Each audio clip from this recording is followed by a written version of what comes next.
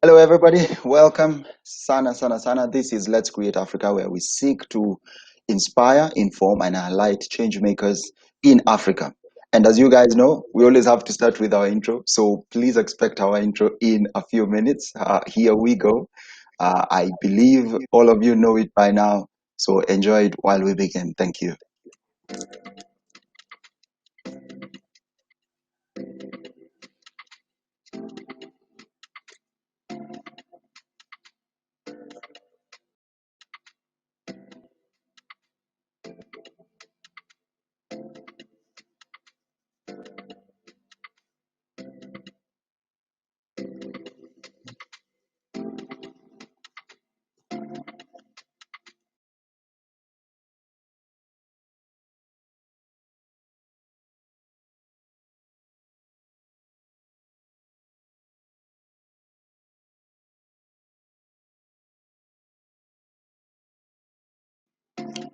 Okay, welcome back once again. This is Let's Create Africa, and I'm your host for today. My name is Waihiga K.Muturi, and as you all know, today we're having a special guest, Laban-Cliff Onserio. Laban, can you hear me? Hello, Laban.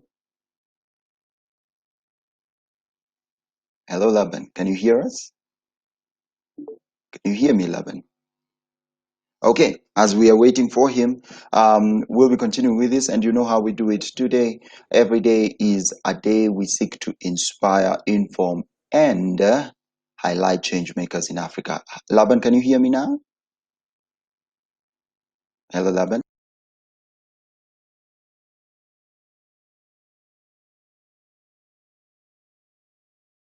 It's okay. Ladies and gentlemen, you know how we do. On Let's Create Africa, all of you just throw in questions and we'll see what to do. We'll see how to actually answer them and actually how to talk to you. We are awaiting our guest, our special guest, who is Laban-Cliff Onserio. We're waiting to hear from him. Hopefully, we'll hear from him in a few minutes, even as we hope that the technical issues might be sorted. Um, I believe all of you are waiting and you know how we do this. Please go to our social media, which is Facebook Live or YouTube Live, or also Twitter Live, and you can get to hear from us and you can get to participate and actually be a part of this. Laban, are you back? Can you hear me? Laban? Hey. You can you Hello, hear me? Laban. Yes, finally we can hear you. Okay. you Yeah. It's okay. You disappeared for a few minutes, but now you're back. Yes. I'll remove one of the boxes. I hope you can still hear me and see me well. Yeah. Yeah. Loud and Ye- clear. Nah, great. So we'll proceed to, because of time that's already gone, we'll just proceed to the session.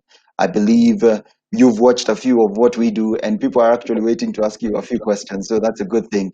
Go I'll do ahead. a short introduction. I'll do a short introduction of you, and you can correct anything that might not be that I might miss out on. Well, Laban-Cliff Onserio is the Deputy Communications Director of the President's Delivery Unit, PDU, in Kenya. He has interviewed business leaders at the World Economic Forum, UNCTAD 14, and TICAD IV Global Events. So, Laban, just starting from there, please tell us more about yourself and what people don't know about you. There are many people actually willing and able and just waiting to hear from you. Tafadhali, continue. Hi everyone. Thank you all for tuning in. And sorry for that technical hitch earlier. It's an honor and a pleasure to be here. Thanks, Wahiga, for having me. It's simply put, I'm a servant, a civil servant. Mine is to serve you, the Kenyans, the populace at large. Yes, I am currently in government on a contract under the PU.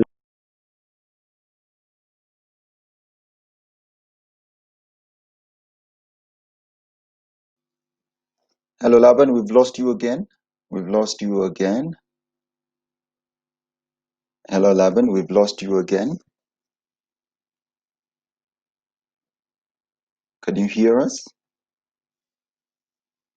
We've completely lost you, Laban. We've completely lost you. Anyway, as we await for him, Laban-Cliff Onserio is also a 2016 Wincott Fellow at the Reuters Institute at the University of Oxford. He has also trained He has also trained with the Bloomberg Media Initiative for Africa, and his calling is in business journalism, where he covers financial and macroeconomic news in East Africa. He has moderated and interviewed business leaders in the World Economic Forum, UNCTAD 14, and TICAD IV Global Events. So, Laban-Cliff, can you still hear us? You've disappeared there. You've disappeared there. Can you still hear us? We are waiting for you. We are waiting for you. Okay. In the meantime, ladies and gentlemen, please send in your questions to Laban that we might actually address as we continue. We're waiting to hear from all of you just to know what exactly you want to hear from Laban. And he will be back in a few minutes. I can see him getting back, actually. It was another technical issue. I hope this one works better. Laban, can you hear us? Yes, yes, yes, yes, I can. Finally, you disappeared when you actually were getting on a good point. And anyway, just to continue with it, you were saying you are a civil servant. Please continue after that. Yes, I'm a civil servant, and ours is to basically harness and speak about the Big Four agenda and to actually share that with the population, share with them what the agenda is, and that's what we do. We enjoy doing, doing it, and we have fun doing it. Of course, it's on a contract. Ours is tied on the presidential terms, so everyone is normally like looking forward towards the end of it all. But in the field of it, we have really good fun, and we enjoy and draw great inspiration from it. So here you go. Great. Yes, I can hear you. No worries. I'm still here. Thank you very much for that. Please mention a few impact highlights of your work, and not necessarily to your civil role, but even generally. What are the impact highlights to the work that you've been doing so far in these years that you've been in communications? My great potential was harnessed particularly at Nation Media Group, where we had a really bit of a challenge transitioning from an old media newspaper kind of brand into a digital media house. So there was a need to converge or to merge newspaper, TV, like digital news spaces into like new media. So my main passion and ambition was to try and create a digital platform, which we call Stop in Business, which was to combine TV, print, and digital into one. So I kind of create a multimedia content. So I would say that was actually my date with destiny, because it was really challenging, I must say, trying to combine different strategies or inside one organization. You can imagine different strategies inside one organization. The silo mentality, people thinking that they're all print journalists and they wouldn't want to kind of do other things. So that was one of my main passions, and I'm happy to see that Nation.Africa has actually emerged out of it. Most of you know that Nation Media Group just announced James Matt as the head of podcasting. So Wallace Kantai and I were actually among the first journalists to start the podcast at Nation Media Group back in 2015 and 2017, respectively. So it's all the way up, and I'm happy to see that something that we began a while ago is actually bearing fruit. At the PDU, we are in the tail end of a project we're working on, which is Project Trigger, where we look at the entire country and we look at the healthcare system and we see how can we try and develop the healthcare system to impact the person right at the bottom of the food chain. And I'm just speaking loosely, meaning that someone who cannot travel to Nairobi to Kenyatta National Hospital to access healthcare, and we want to make sure that healthcare is affordable to them, to the remotest part of Kenya. That's amazing. Thank you very much. And I'm assuming you're also a part and parcel of implementing the Big Four agenda as given by the president, right? Mm-hmm. So what? I would say, okay, go for it. Yes. Huh? Sorry. You can continue. I don't want it to look like I'm holding brief on behalf of the president, because we work in an Yes, office and we call ourselves yes. in the presidency, which means that, right from the president to the chief.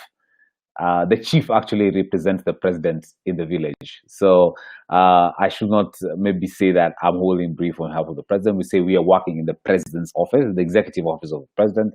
So ours is communications. How is the office viewed? How can we make sure that we can actually uphold the presidential agenda and keep it at that? That's basically our work.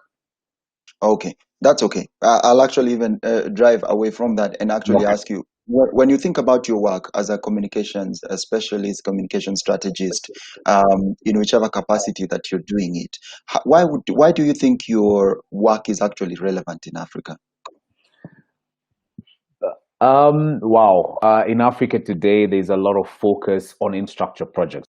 If you look at the investments that the African Development Bank is doing, if you look at the investments the World Bank is doing, a lot of that is skewed towards infrastructure. We look at road, rail, airports. I mean, name it. Look at the billions of dollars being invested. There's a big concentration on infrastructure.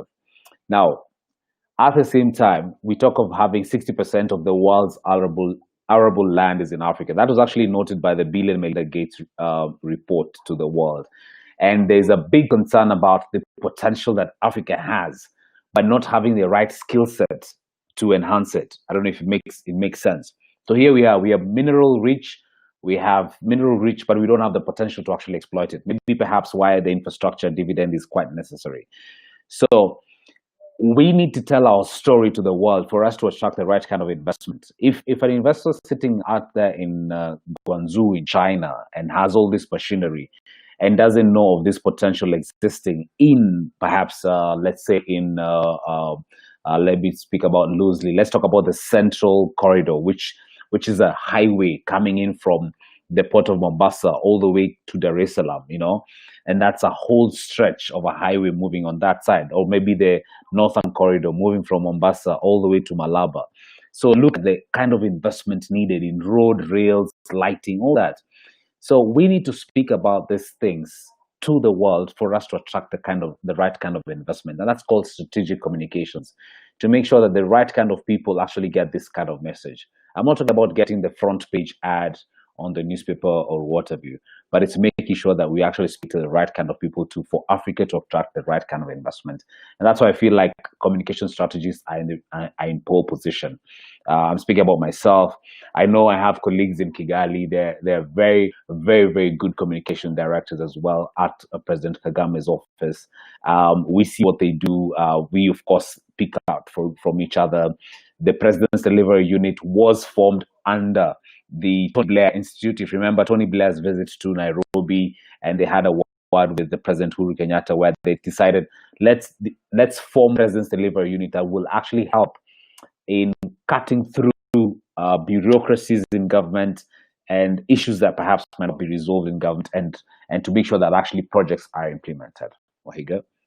Thank you very much. How is your work actually? How do you use your work to actually empower others? And what are the steps that you're taking to empower others into this field of communication? Because at the moment we also note, and also by a statistic by Forbes magazine, that 97% of organizations fail because they lack communication. How are you empowering others to take over, especially in Africa, to take over your work, but better yet, to just empower them to work beside you? I mean, I would love to mentor more. I know at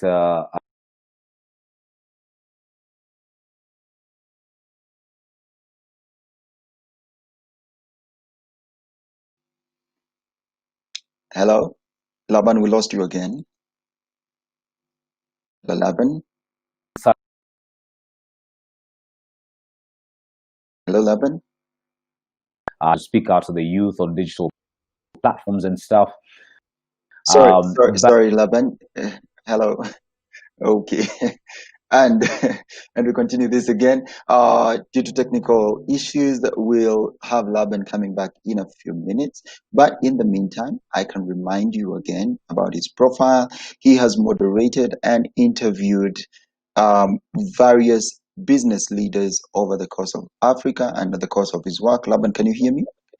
Yep, loud and clear. Oh, good. We lost you again. I just wanted, actually, immediately you started talking about how you're empowering others. You disappeared. Please get back to Sorry. that. It's Sorry. okay. So basically, there's a big opportunity onto that, like in terms of just trying to see how um, we can use such platforms, for instance, to communicate and talk to the youth on the digital front. As I said, we can. I wish we'd absorb more of interns, but it's not possible in the space that we're in because it's actually on a contractual basis. So by say August, we should be all kind of back to the ground because it's moving into a presidential term. So personally, I've taken up to the digital platforms. You've seen that there's a big push towards employing youth. We have people like Maureen Barker, who are people under 30, and they have been appointed by the president to actually be chief administrative secretaries in the Ministry of ICT. We have people like Nadia Ahmed, who I think is about 29, who's still under the Ministry of ICT, and they are also using unconventional platforms. You'd always expect the president to speak on Twitter, Facebook, but we're seeing that we can actually communicate about developmental projects on Instagram, on FaceTime. These are platforms that perhaps I, as a communications director, would not quite think about, but they're bringing in fresh ideas, new ideas into how we can communicate the presidential agenda. So, personally, I must say that I'm not doing enough, and I have to admit, because demands of work, family, and of course school at some point. So I'm happy that we got young stars who have the energy and the vibrancy just come in and like come up with fresh ideas and go for it.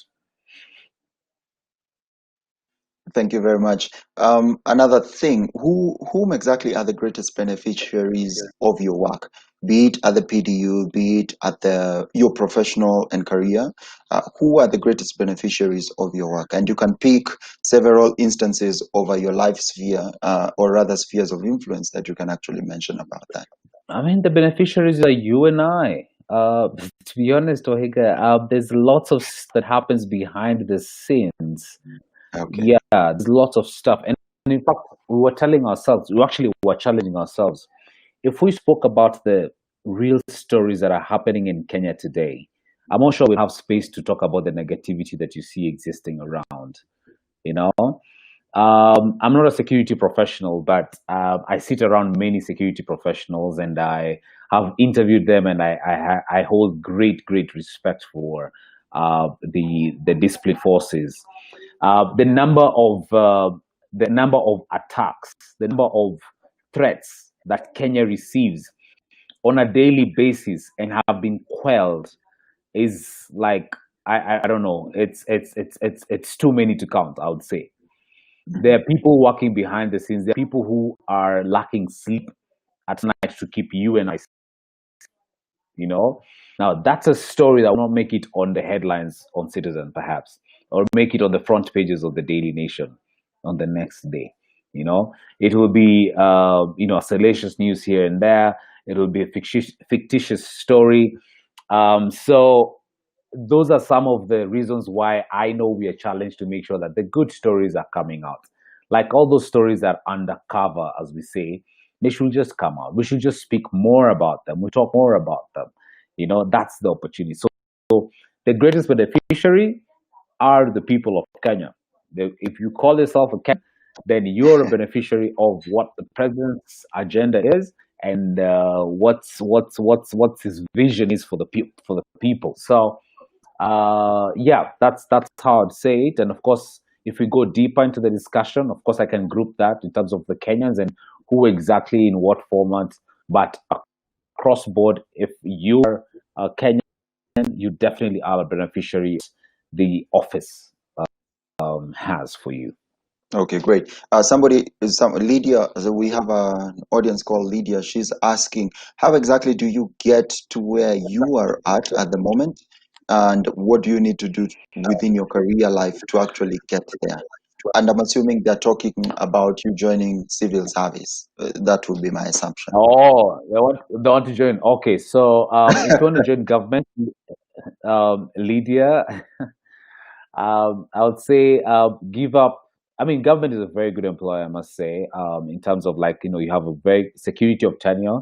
So you have a very good opportunity to actually have a solid career and maybe pursue other interests, perhaps maybe if it's education and what have you, while you still have your contract in place. So if I'm referring to Lydia with the question, please go ahead, apply first of all, get on the websites, push your application. After pushing your application, don't just sit there. Try as much as possible to find out who's the hiring manager or which is the hiring office for you to actually even follow the discussions or follow what they do online. You might find that the job you're looking for, perhaps, or maybe the opportunity you're looking at, maybe there's actually a conference or there's something happening around your area that touches on that job you're looking for. So it might be a good opportunity to even attend the function and even just take a listening. So where you can pick up ideas, pick up information, and God willing, when you get to the interview panel, you can actually present those and use that, of course, as your tool. The other thing, Lydia, will tell you is check out MyGov. MyGov Kenya is a pullout from the Standard Media Group. It talks about all the tenders in government, all the jobs in government, and you can actually have a look at that, and it can give you some very good understanding. What else would I tell you, Lydia? Is network. Network. I don't know what is your school or where you went to school and stuff, but try and get into the alumni group. Try and get into the functions. What are they called? The cocktails or meetings. I mean, those functions that kind of bring people up. It doesn't have to be your school that you're in, but also in your own company as well. And you can also network among us job seekers, to just kind of get what are you learning, what are the spaces and stuff. Now with COVID, physical touch is going to be a thing of the past. So perhaps some online engagements on Zoom would actually be also quite beneficial. And take advantage of the free platform to actually grow yourself. That's what I would say, Waihiga. Okay. Thank you. We have somebody called Josh who's actually asking, you have said, and he looked also at your profile and is saying, if your calling is in business journalism, where you cover financial and macroeconomic news in East Africa, why exactly do you pick on that? Why business journalism? Business journalism I can't say was, still is in a way. I'm saying still is because Citizen just launched a new business show. It's called Business Now. At the time I left National Media Group, Top in Business was the only financial based business journalism show. Now, what we're trying to do with that is trying to create a Bloomberg or a CNBC in Africa. So Bloomberg and CNBC are respected across Africa.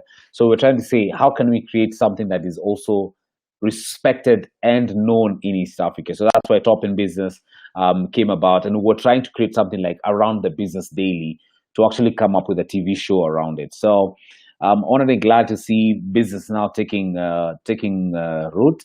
They're trying their best as well. That's a good opportunity as well. So if we had many of business journalists who are keen on this, perhaps this would grow. But it's just that the talent, the push is not there. So we have very few business journalists in the market today. And I hope that perhaps through the society, which we're registering, we'll have many more journalists, business journalists, to actually join into the group and share their skills, share their understandings, and what have you. Thank you very much, Laban. Wanjiko, Sorry, yes, you can hear me? Oh yeah, you're back. Okay, Mhm. great. Somebody called Wanjiko is asking, I've been trying to apply to media stations, our mainstream media stations for 3 years now to no avail. How could you please advise me to go and apply again? Wanjiko, I'm really sorry about your applications and like you're feeling like you're put to the media houses and no one is listening to you. I'd want to get further. What is your background? Is it journalism, or do you want to go into the support? What are they called? The support department. So, Wanjiko, it's an honor and a pleasure. At first, I would really want to say that try your best to actually,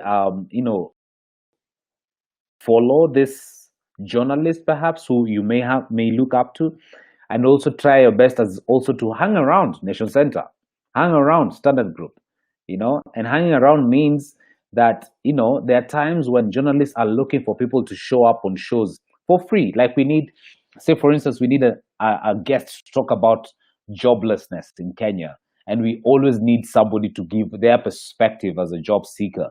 I mean, show up for such events. Go out there and say, you know what, I'm volunteering myself to go and sit in this show and talk about my experience as a job seeker. So you go there, sit on that show, air your views, air your views, air your views, show up and show out, basically. And then you find yourself that you're gonna be noticed about that. When you're there, when you speak, people are gonna be like, you know what? What's her name? I want her number. I want her on my show.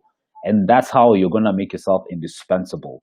But don't just go the way people are looking for jobs and you go look for jobs that same way. You have to be different, because if you just send your CV online and that's it, and then you want to be a journalist, you really have to go out there, and that's part of looking for the story.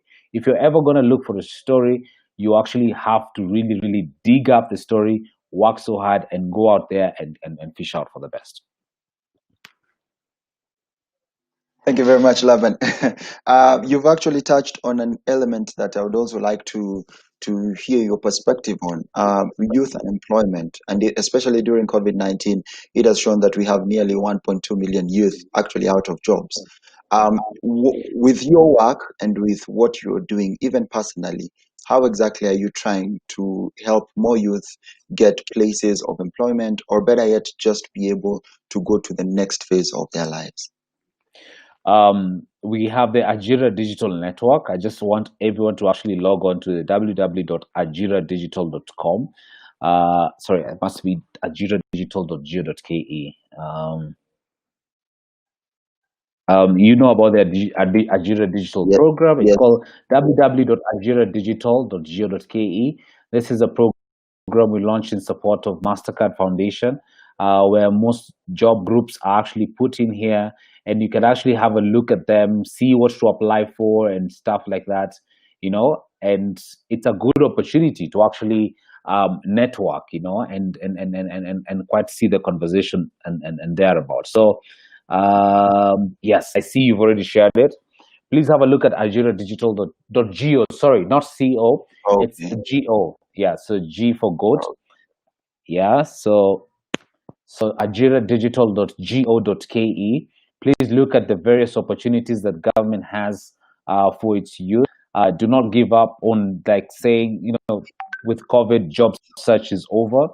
But at the same time, it's also a good opportunity to also reskill and also look at opportunities that are existing online. Waihiga, we're doing this thanks to machine, thanks to the internet. Sitting all the way up down in Nakuru, as much as there's a bit of unstable work, I'm happy that we can actually converse and have a good conversation out of this. So I would really, really suggest that we keep this going. I mean, look at the rise of podcasting. I was just speaking to somebody the other day.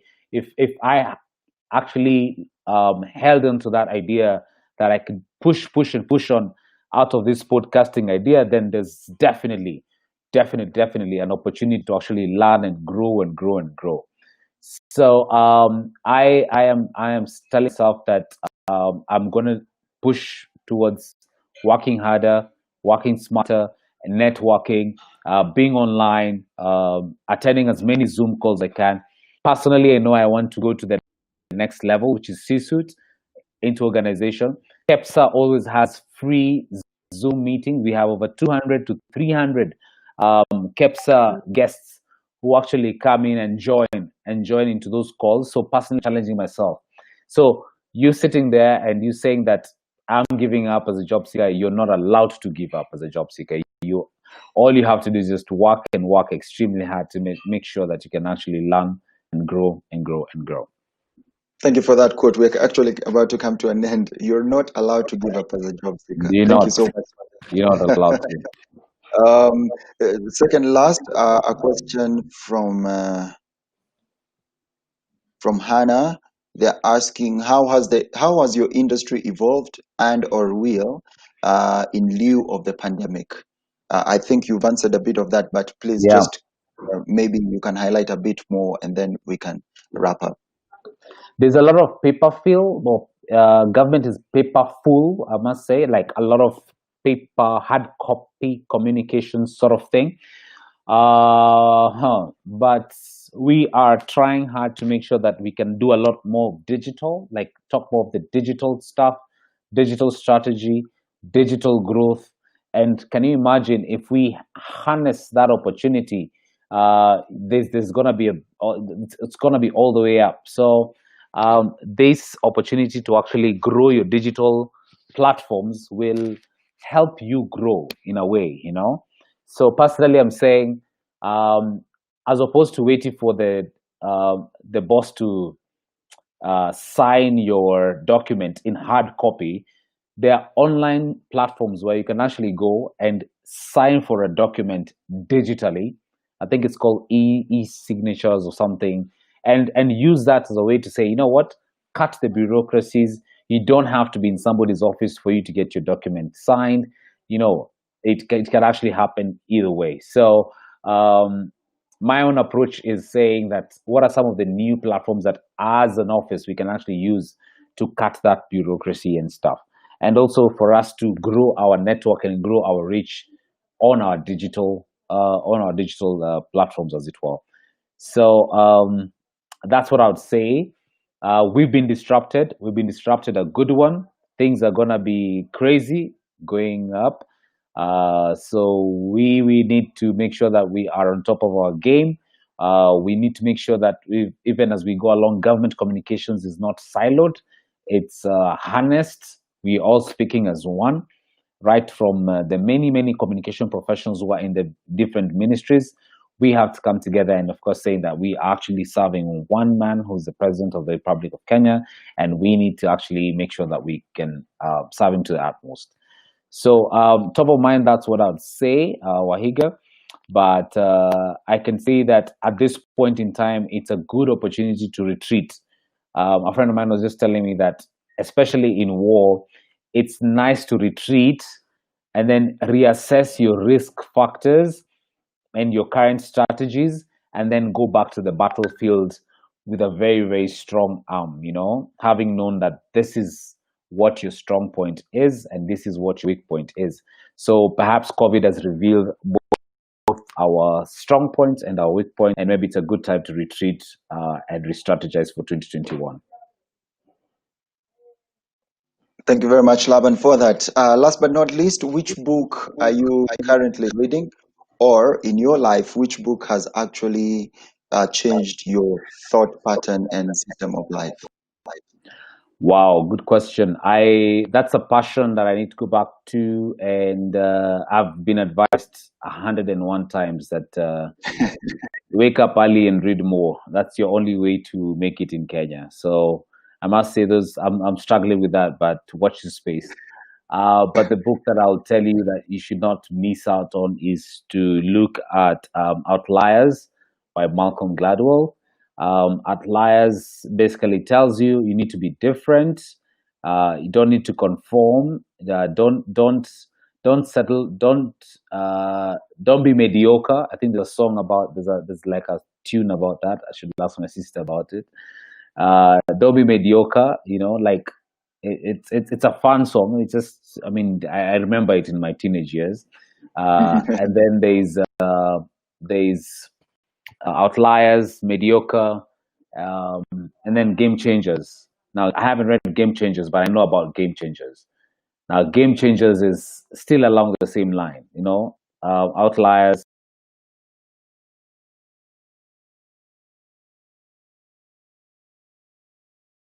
Hello, Laban, we've lost you there. Okay. Um, as we are wrapping up, ladies and gentlemen, Waihiga. I think, yes, Laban, we lost you there a bit. Can you hear me? We lost you again. The line of best fit. Can you hear me? Oh, great. Yes, we can hear you loud and clear now. You were talking about Game Changers as another book. Yes, it's game changers. Yeah. So Yeah. I think it's in high school.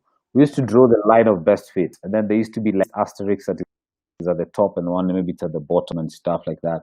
And then we're told to draw the line on the ones that fit. Now I consider myself, or I would feel like I'd want to be that star that is not conforming with the rest of the people who one line perhaps. Not out of anything, but it's out of just trying to challenge myself and trying to challenge the growth mindset, which again is another book. Again, I was told that you need to look out for the growth mindset, which is you're not just settled, you're not just in one line with everyone, but you are on a different scale or you're on a different tangent. And I'm gonna try to reconnect because I know.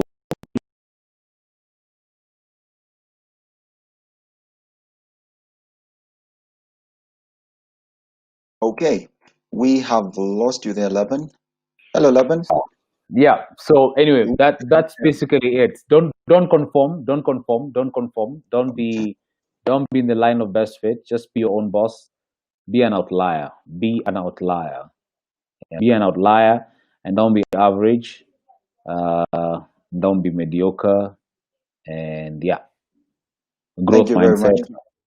Yeah. Mm. Thank you very much, Laban. It has been a pleasure hosting you today, and that brings us to the end of the show today. Thank you so much for making time and also just giving your skills and experience actually of everything that you've been doing. And just to finish up and wrap up on your bio, you say Laban's experience is in corporate MC that spans over 7 years. He began emceeing at Strathmore University, the student barazas. He's excellent in English speaking skills, coupled with an audible tenor-pitched voice. He's easy, recognizable, and understandable. Laban-Cliff was named the best TV business news reporter in 2015 by the Media Council of Kenya, MCKA.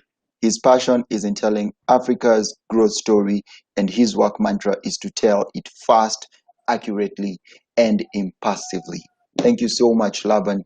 It's been a pleasure hosting you, and I hope Yeah. please continue engaging with us even online as more people will be bringing on questions. We'll be looking forward to just hearing from you. And this brings us to the end of our show today. Thank you so much, ladies and gentlemen. Please remember to go to the link that will be below this channel. You can actually sign up for Restream.io, who have made this possible for us. Also, Let's Create Africa is one of the companies that has made this possible for us. Bilab East Africa, I also want to thank them. So thank you so much for actually making this possible for us. We are live on YouTube, Facebook, and Twitter. We thank you very much, our audience. And this is Let's Create Africa, where we seek to inspire, inform, and highlight change makers in Africa. Today we had Laban-Cliff Onserio. Asante sana Laban. We are honored to have actually had this session with you.